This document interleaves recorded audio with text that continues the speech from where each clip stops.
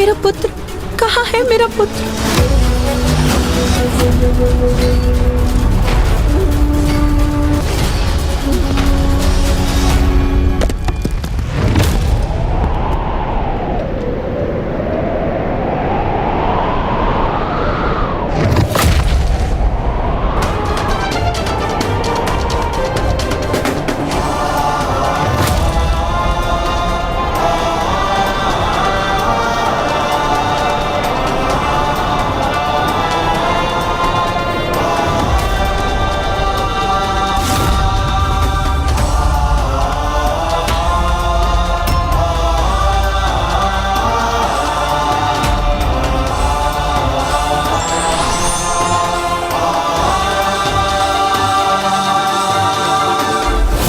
अपने मुष्टि प्रहार से उस पर्वत को 2 भागों में बांट दिया और फिर उन दोनों भागों को एक मुर्ग और एक मयूर में परिवर्तित कर दिया। दशार्थ, अपनी शक्तियों से मैंने तुम्हें 2 ऐसे निर्दोष पक्षियों में परिवर्तित कर दिया जो कभी किसी को हानि नहीं पहुंचाते। इसीलिए तुम भी कभी किसी का बुरा नहीं कर पाओगे।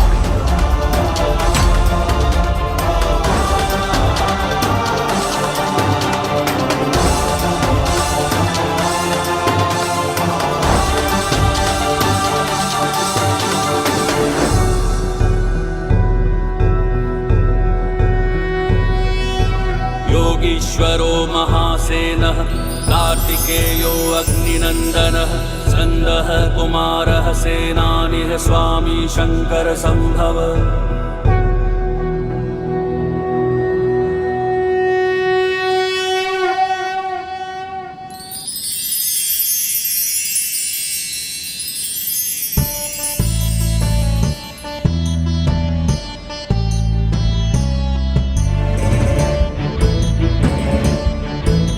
प्रभु,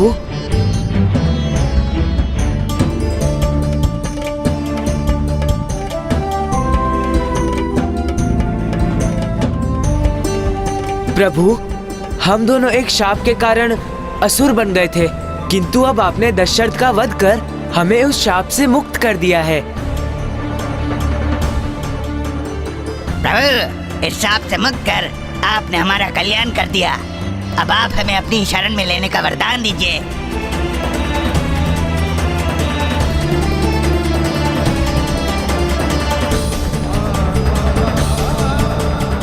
उचित है मयूर जी, अब से आप मेरे वाहन बनेंगे, मेरे वाहन बनेंगे।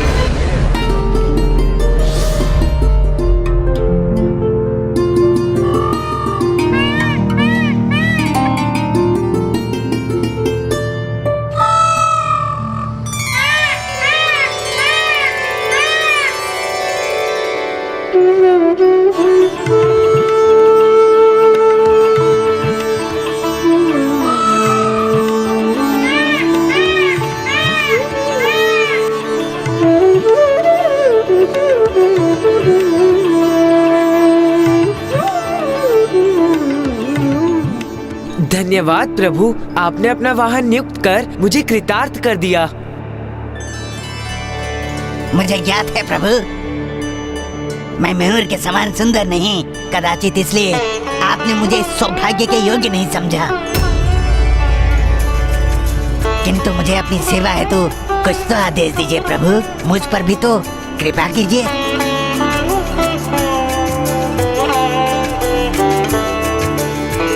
आज तुम्हारी छवि मेरे पताके पर सदैव अंकित रहेगी, जिससे सदैव तुम्हारा जुड़ाव मुझसे बना रहेगा।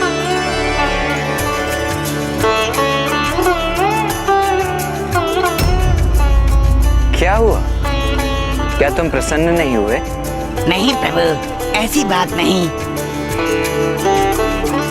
किंतु मात्र मेरी छवि आपके साथ जुड़ेगी, स्वयं मैं नहीं प्रभु। उचित। तो आपके लिए मेरा यह आदेश है कि आज से मुझे और संसार के प्रत्येक जन को भोर में सूर्योदय से पूर्व तुम बांग देकर उन्हें उनकी निद्रा से उठाओगे।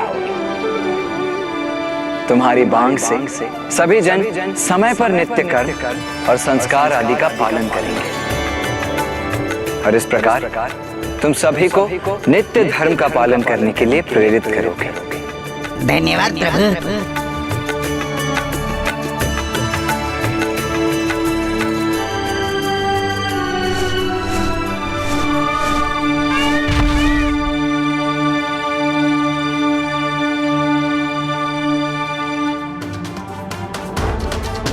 चलिए मयूर जी,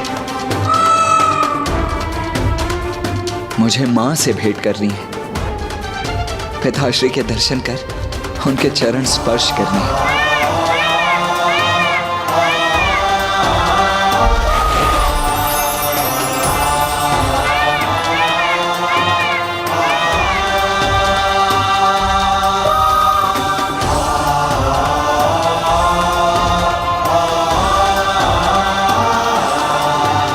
क्यों देवराजन, अब तो आपको कुमार के सामर्थ्य पर विश्वास हुआ ना? हाँ हाँ नारायण, मैं तो प्रथम दृष्टि में ही कुमार को पहचान गया था और मुझे पहले से ही ज्ञात था कि कुमार अवश्य तारकासुर का वध करने में समर्थ है और वही हमें उसके आतंक से मुक्ति दिला सकते हैं।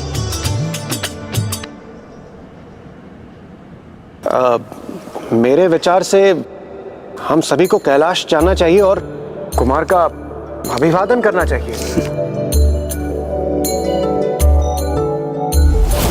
कुमार ने उन दोनों पक्षियों मयूर और मुर्ग को आसुरी प्रभाव से मुक्त कर उन्हें सकारात्मक दायित्व सौंप दिया। हाँ माता, और अब कुमार महादेव और माता पार्वती के दर्शन प्राप्त करने कैलाश पहुंच गए। अन्य सभी देवता भी उन युवा महायोद्धा से भेंट करने के लिए आतुर थे जो उन्हें तारकासुर के आतंक से मुक्ति दिलाने वाले थे, इसलिए वो भी कैलाश पर उपस्थित हुए।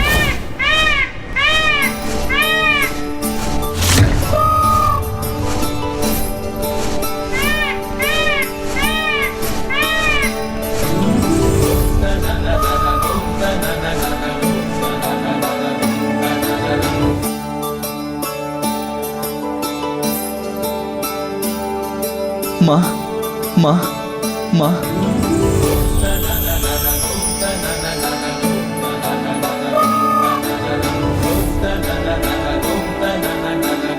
मेरा पुत्र।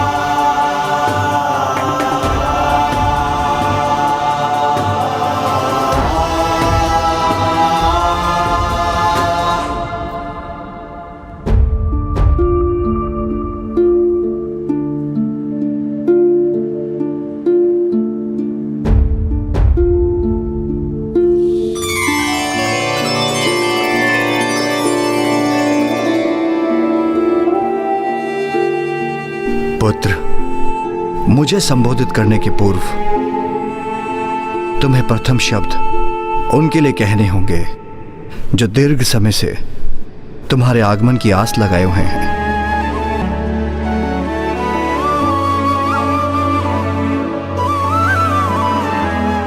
माँ,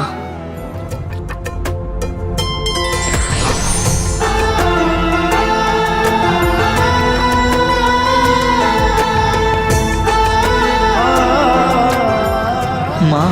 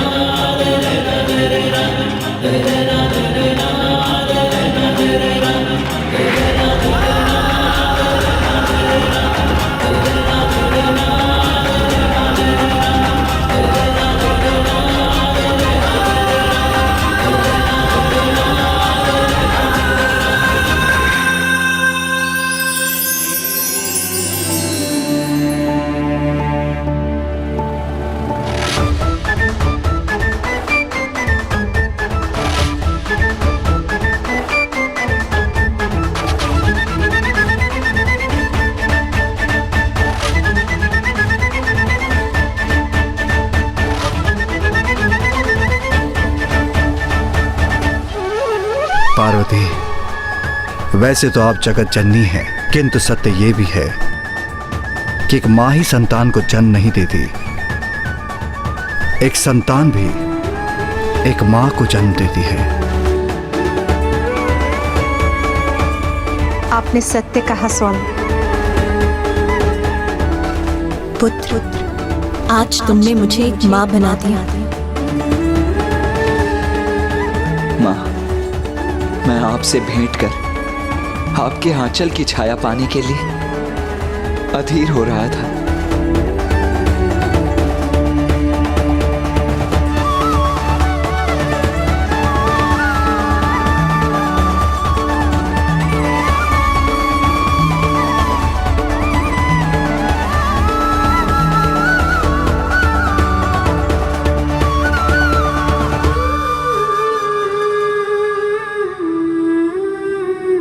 पुत्र, तुमने जन्म लेते 6 कृतिकाओं से पोषण प्राप्त किया था।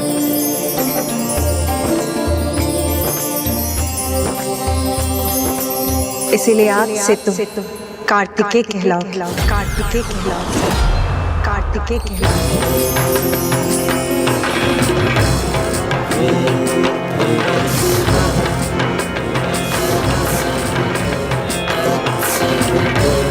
और तब तुम्हें 6 शीश भी धारण किए थे, इसीलिए तुम्हें छदानन भी कहा जाएगा।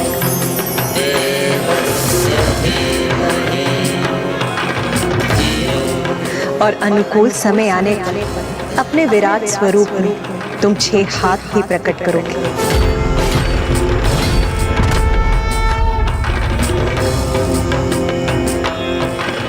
कार्तिकेय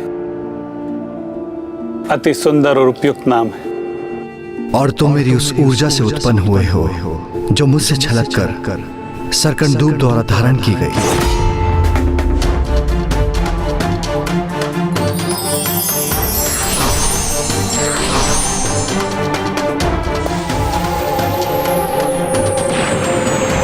इस कारण तुम्हारा नाम स्कंद भी होगा, स्कंद भी होगा, स्कंद भी होगा।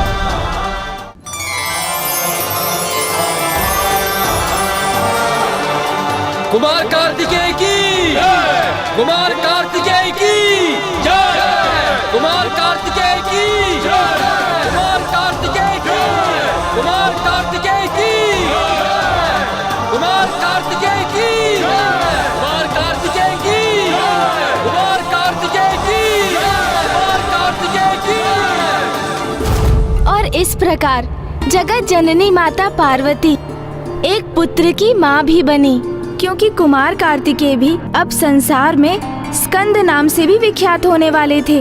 और माता का ये रूप स्कंद माता के नाम से प्रख्यात हुआ।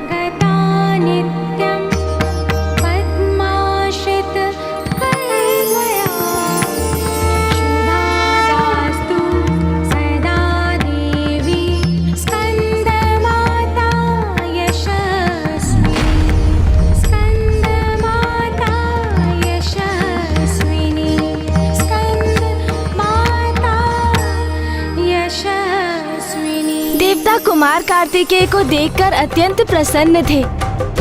वो उन्हें देव सेनापति के पद पर स्थापित करने के लिए अत्यंत अधीर थे, जिससे कुमार अविलंब जाकर तारकासुर से युद्ध कर सके। इतनी शीघ्र? किंतु अभी तो कुमार अपने माता पिता के पास कैलाश पहुँचे ही थे। माता पार्वती तो देवताओं के इस प्रस्ताव से अवश्य अत्यंत अप्रसन्न हुई होंगी। आपने सर्वथा उचित कहा माता सरला। माता पार्वती अप्रसन्न अवश्य थी, किंतु किसी अन्य कारण से। कुमार कार्तिकेय, कितने वर्षों से हम सभी ने आपके जन्म की प्रतीक्षा की है। मेरे विचार से अब और विलंब उचित नहीं। देव सेनापति पद आपकी प्रतीक्षा कर रहा है, उसे स्वीकार कीजिए। महादेव, यदि आपकी आज्ञा हो तो हम आज ही कुमार कार्तिकेय को देव सेनापति के पद का दायित्व सौंपना चाहते हैं। कदापि नहीं। मैं इसकी अनुमति नहीं दूंगी।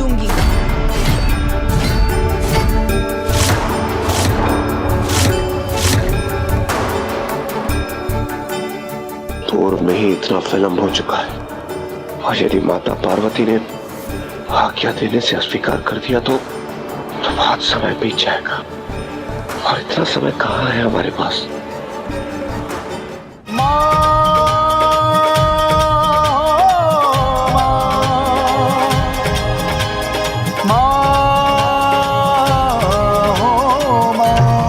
पार्वती, ये क्या कह रही हैं आप?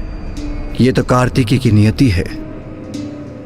आप उसकी नियति में बाधा क्यों उत्पन्न कर रही हैं? आप सभी तो बस तारकासुर का वध चाहते हैं, वो भी मेरे पुत्र के द्वारा। किंतु क्या आप सभी को ये दिखाई नहीं देता कि मेरा पुत्र अभी पूर्ण रूप से परिपक्व नहीं है? इंद्रदेव, शेष और कुशल महायोद्धा भी पूर्ण तैयारी और अभ्यास के बाद ही युद्ध के लिए प्रस्थान करते हैं, और आप बिना किसी तैयारी के मेरे पुत्र को उस क्रूर, निर्दयी और भयंकर असुर के समक्ष प्रस्तुत करना चाहते हैं। और तो और अभी मेरे पुत्र के पास कोई अस्त्र शस्त्र भी नहीं है। किंतु माता, हम सभी कुमार कार्तिकेय के युद्ध कौशल और उनकी बुद्धि के सामर्थ्य के साक्षी रह चुके हैं। उन्होंने पंच असुरों से युद्ध कर उन्हें परास्त किया है।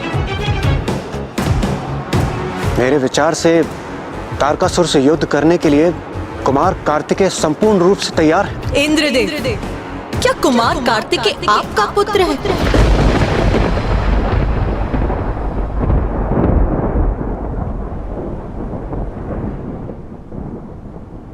नहीं माता। उचित कहा आपने। कुमार कार्तिकेय आपका नहीं, मेरा पुत्र है। इसीलिए उसकी मां होने के नाते इसका निर्णय मैं लूंगी कि युद्ध के लिए वो तैयार है अथवा नहीं। और मेरा निर्णय ये है, मेरा पुत्र तारकासुर का वध करने के लिए अभी देव सेनापति का पद नहीं संभालेगा।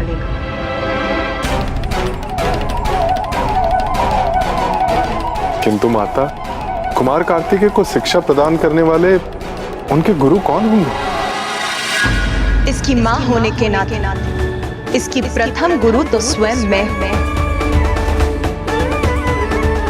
इसीलिए इसकी प्रथम शिक्षा स्वयं मैं प्रारंभ करूं। उचित है फिर। कल से पुत्र कार्तिकेय की शिक्षा प्रारंभ हो।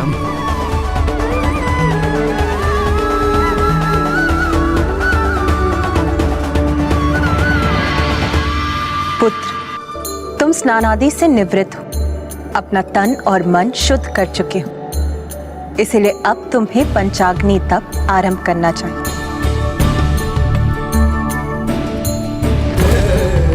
ओम नमः शिवाय।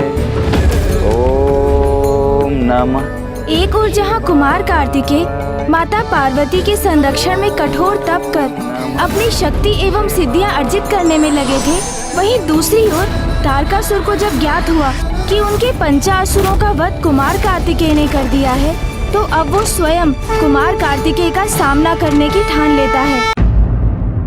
ओम नमः शिवाय।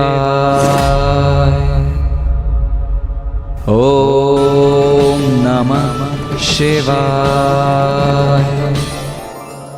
माता के निर्देशानुसार कुमार कार्तिकेय ने संपूर्ण निष्ठा से वहां स्थित लौ पर अपना ध्यान केंद्रित कर पंचाग्नि तप और पंचाक्षर मंत्र ओम नमः शिवाय का उच्चारण करना आरंभ कर दिया। जैसे जैसे वो अपने तप में लीन होते गए और उनकी एकाग्रता बढ़ने लगी, वैसे ही दीपक की अग्नि विभक्त होकर उनके चारों ओर पंचाग्नि प्रज्वलित करने लगी। ये उनके समस्त चक्रों के पूर्ण रूप से जागृत होने का प्रमाण था, जिससे उन्हें आत्मज्ञान का बोध हो।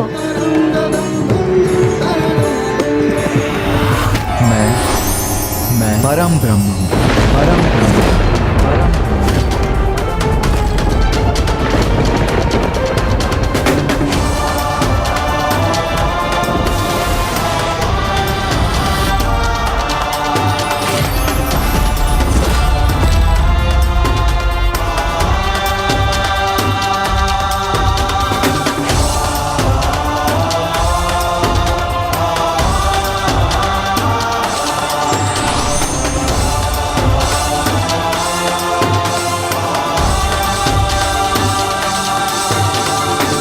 पुत्र, अब तुम्हें अपना दिव्य वास्तविक परिचय ज्ञात हो।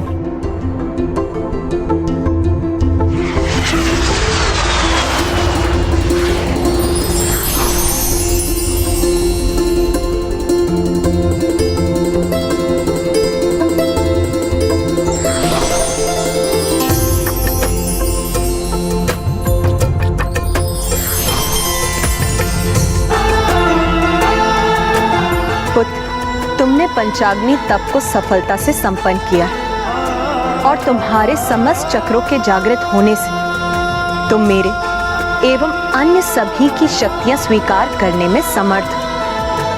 अब मैं तुम्हें अपनी शक्ति के साथ उसके प्रयोग की विधि का ज्ञान भी प्रदान करती हूँ।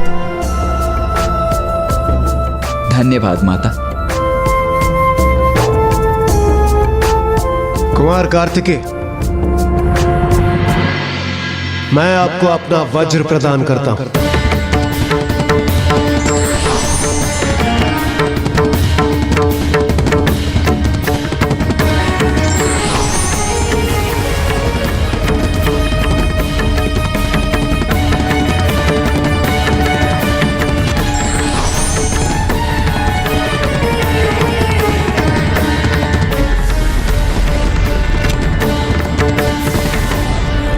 मेरा ये वज्र स्वीकार कीजिए कुमार कार्तिकेय।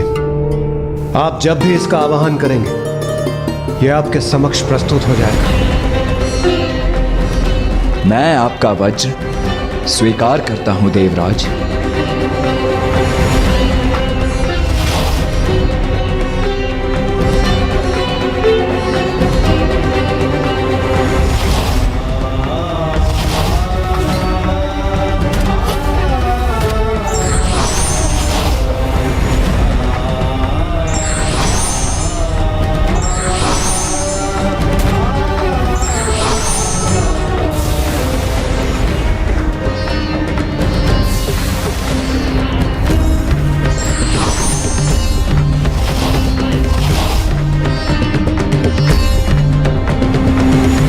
तो कुमार कार्तिकेय को अपनी अपार शक्ति का आभास हो ही गया। माता पार्वती ने उन्हें अपनी शक्ति और ज्ञान दोनों प्रदान किए हैं और हम देवताओं ने भी उन्हें अपने आयुध दिए।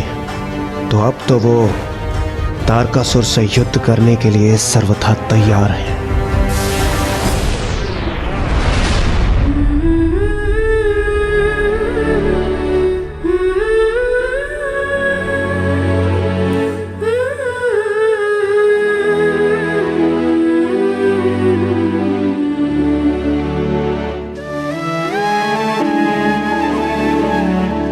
पुत्र कार्तिकेय।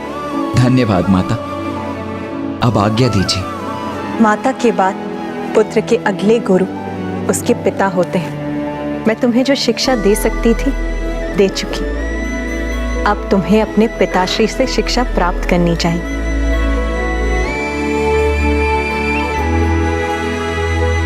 तो क्या कुमार कार्तिकेय अभी भी युद्ध के लिए नहीं जाएंगे?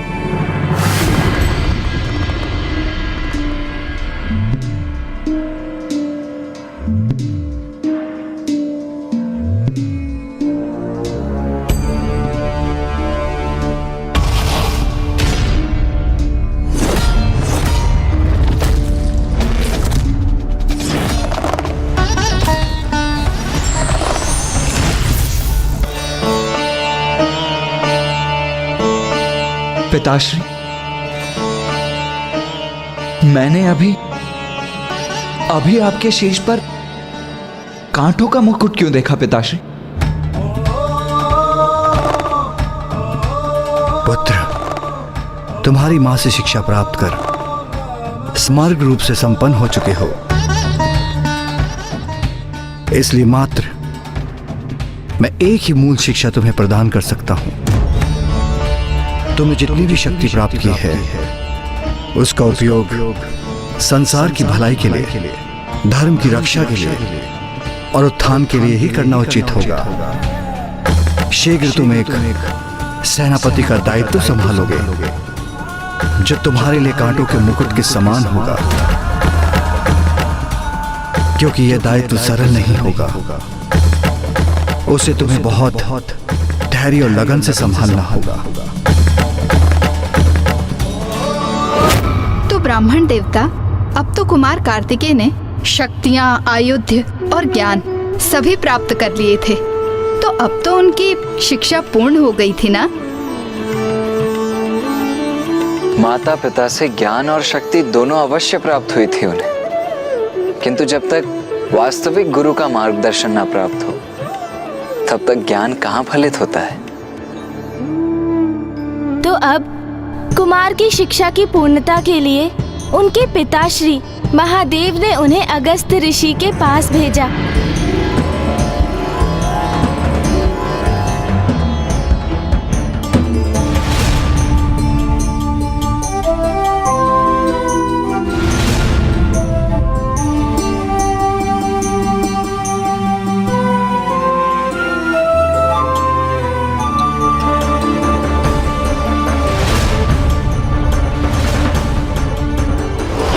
ऋषि जहाँ तपोबल के धनी है, वहीं वो युद्ध कला के भी महान ज्ञाता हैं।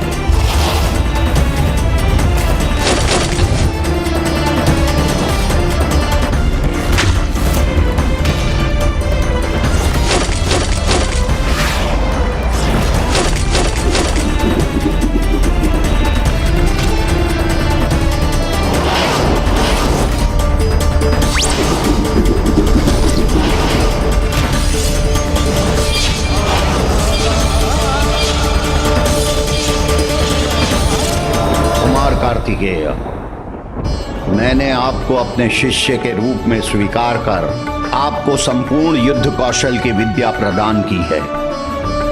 अब आप पूर्ण रूप से प्रशिक्षित हो चुके हैं, अतः आप यहाँ से प्रस्थान करने के लिए मुक्त हैं। इस प्रकार माता पार्वती, पिता महादेव एवं गुरुवर ऋषि अगस्त्य से ज्ञान प्राप्त कर कुमार कार्तिकेय अब देव सेनापति पद को संभालने के लिए पूर्णतया तत्पर थे। महादेव पुत्र पार्वती नंदन कुमार कार्तिकेय के देव सेनापति पद पर स्थापित होने हेतु उनके अभिषेक का शुभारंभ हो।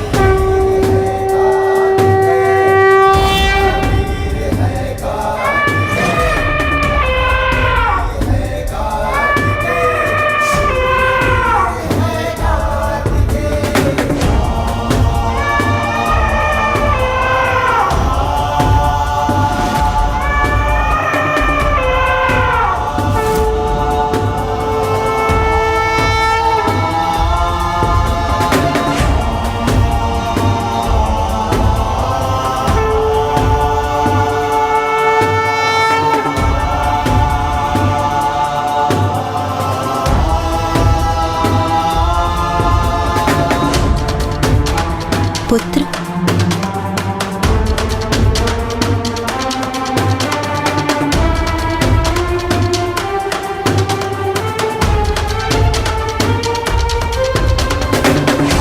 देव सेनापति कुमार कार्तिकेय की, देव सेनापति कुमार कार्तिकेय की, देव सेनापति कुमार कार्तिकेय की, देव सेनापति कुमार कार्तिकेय की, देव सेनापति कुमार कार्तिकेय की।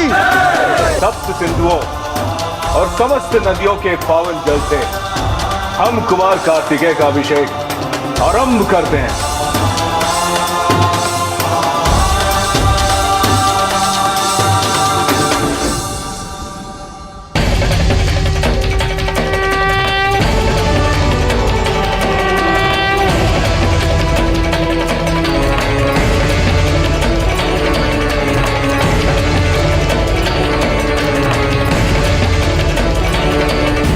आयुष्मान भव पुत्र।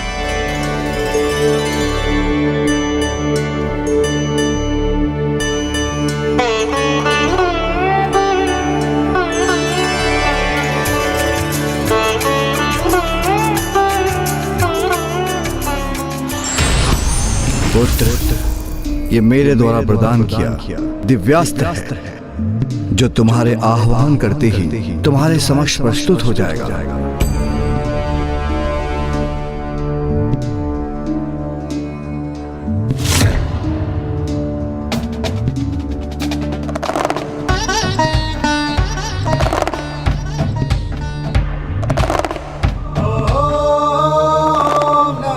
धन्यवाद पिताश्री।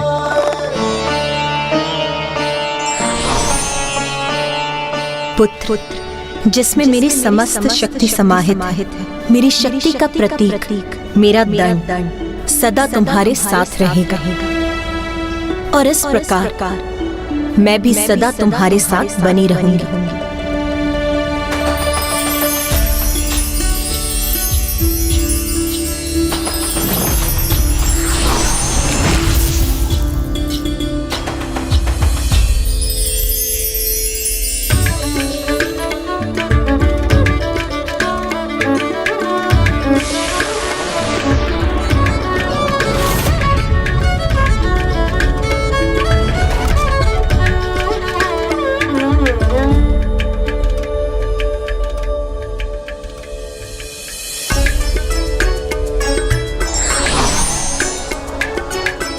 पुत्र, मैं योद्धा तो नहीं, इसलिए तुम्हें कोई आयुध तो प्रदान नहीं कर सकता, किंतु तुम्हारे लिए एक संपूर्ण सेना अवश्य प्रदान कर सकता हूं।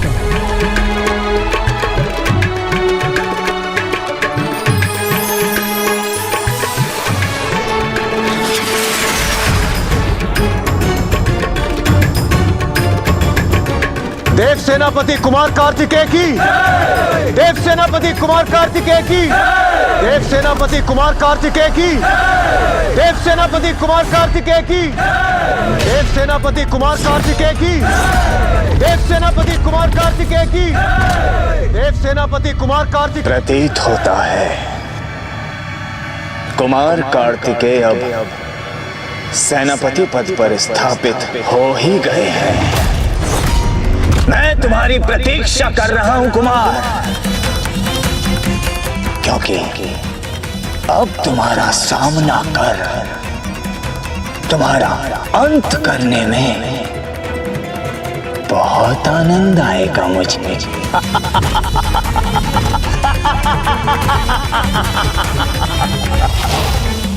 और इस प्रकार महादेव पुत्र पार्वती नंदन कुमार कार्तिकेय देव सेनापति पद पर स्थापित हुए। उनके लिए तो तारकासुर का वध करना बालकों की क्रीड़ा के समान सरल रहा होगा ना?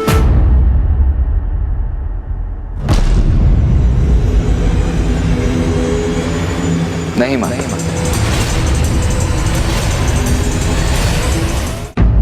तारकासुर अत्यंत शक्तिशाली त्रिलोक विजेता था। उस असुर का अंत करना इतना सरल नहीं था।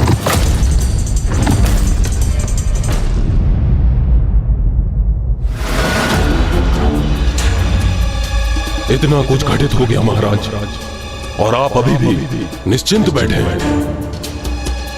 ये मेरी समझ के बाहर है महाराज।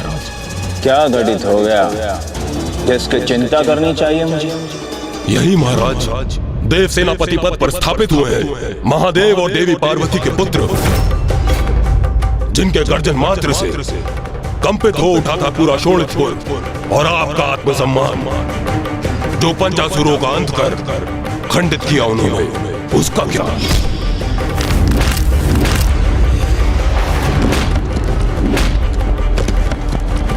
इतना ही नहीं महाराज, उनमें से एक को तो अपना वाहन भी बना लिया उन्होंने। मेरी विनती सुनिए महाराज, अभी भी समय है, सावधान हो जाइए, क्योंकि अब वो अवश्य ही यहाँ पर आक्रमण करने की तैयारी कर रहे होंगे। आक्रमण ही तो चाहता हूँ मैं भी। चाहता हूँ कि समस्त देव सेना, देवतागण और वो कुमार कार्तिकेय यहाँ पर धावा बोलने पहुंचे, और मैं उन्हें अपने मायावी नगर शोणितपुर में ऐसे मायावी जाल में डालूं कि मेरे सभी शत्रु एक साथ बंदी बन जाएं।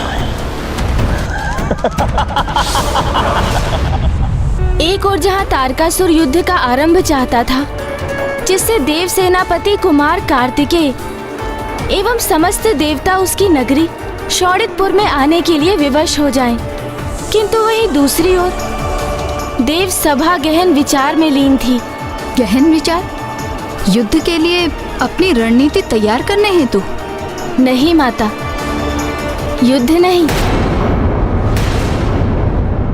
मेरे विचार से अब हमें तनिक भी विलंब किए बिना तारकासुर पर आक्रमण करना चाहिए। देव सेनापति, देवराज इंद्र तो अतिशीघ्र युद्ध चाहते हैं। अब निर्णय आपको लेना है कि इस विषय में आपका क्या विचार है।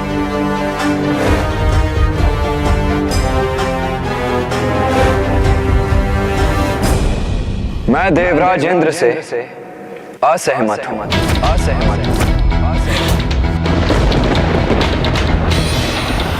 धृष्टता क्षमा करें देवराज, किंतु युद्ध कोई बाल्य क्रीड़ा नहीं। युद्ध में विजय चाहे किसी की भी हो, किंतु उसका परिणाम सदैव भयंकर जनसंहार ही होता है। प्रत्येक युद्ध के पीछे किसी राजा का अहंकार एवं हठ होता है। एक के हठ के कारण अनेकों सैनिकों का विनाश सर्वथा अनुचित है। इसीलिए जब न्याय और धर्म की सत्ता स्थापित करने का कोई और मार्ग शेष न रहे, तभी एक अंतिम उपाय के रूप में युद्ध किया जाना चाहिए। मेरे विचार से हमें युद्ध के पूर्व एक दूत के माध्यम से तारकासुर को शांति का प्रस्ताव भेजना चाहिए। हमें एक ऐसा दूत भेजना होगा जो शांत और सौम्य व्यक्तित्व का स्वामी है, जिसे देखकर तारकासुर आशंकित न होते। इसके लिए तो सर्वथा उपयुक्त होंगे गंधर्व राजकुमार हंसराज। प्रणाम त्रिदेव। मेरे और मेरे समस्त गंधर्व समाज के लिए यह परम सौभाग्य की बात होगी कि मैं आपका दूत बनूं। देव सेनापति कुमार कार्तिकेय।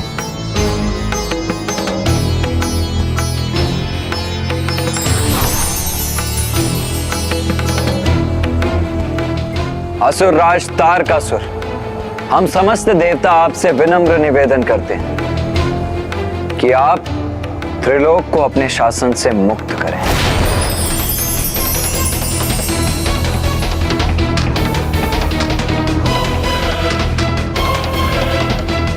हमारा ये प्रस्ताव है कि शोणितपुर आपके अधीन रहेगा, किंतु आप देवताओं के किसी कार्य में, यज्ञ आदि में कोई बाधा नहीं डालेंगे। स्वर्ग पर पुनः देवराज इंद्र का स्वतंत्र अधिकार स्थापित होगा। वो आपके अधीन नहीं रहेंगे। स्वर्ग आपके सेना नायकों से रिक्त होगा। समस्त देवताओं को पुनः अपने लोकों का स्वामित्व प्राप्त होगा।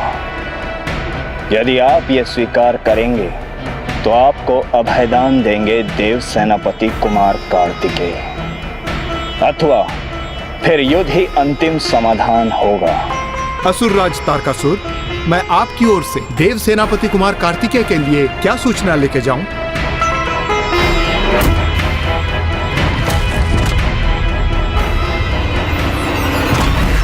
तुम्हारे देव सेनापति ने मेरे समक्ष कोई उपाय ही कहां छोड़ा है। उचित है तो जाओ और जाकर कह दो अपने देव सेनापति से कि हमारे पास भी उनके लिए एक संदेश है।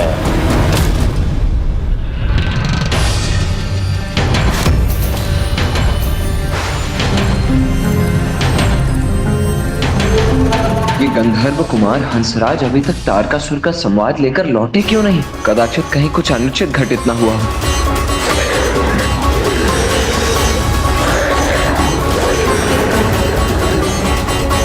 ये तो कोई असुरी पक्षी प्रतीत होता है। इसने अपने मुख में क्या पकड़ रखा है?